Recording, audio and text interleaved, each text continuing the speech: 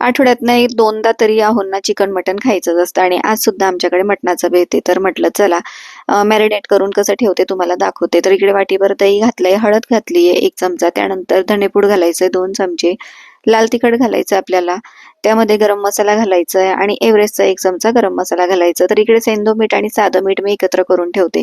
चवीनुसार मीठ घातलेलं आहे, आपल्याला सगळं एकत्र कालवून घ्यायचं आणि सगळ्यात शेवटी कसुरी मेथी घालायची. यामध्ये आपण आलं लसणाची पेस्ट पण घालू शकतो, पण मी की नाही जी ग्रेव्हीसाठी वाटण तयार करणार आहे ना कांदा खोबऱ्याचं, तर त्यातच मी घालणार आहे म्हणून मी इकडे काही टाकलेलं नाहीये. अर्धा तास आपल्याला झाकून ठेवायचंय. त्यानंतर इकडे आता जिरा राईस पण मी लावून दिलाय, झाकण न लावता शिजवणार आहे म्हणजे मोकळा होईल छान. त्यानंतर इकडे आता म्हटलं चला आपण मटणाच्या 2-3 शिट्ट्या घेऊया. ते शिजून झालं की मस्त कांदा खोबऱ्याचं वाटण लावून आपली ग्रेव्ही मस्त तयार झालेली आहे.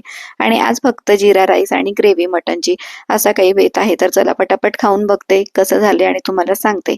तर मस्तच झालेलं होतं आणि आजचं मटण ग्रेव्ही. तर चला भेटूया पुढच्या व्हिडिओ, तोपर्यंत बाय.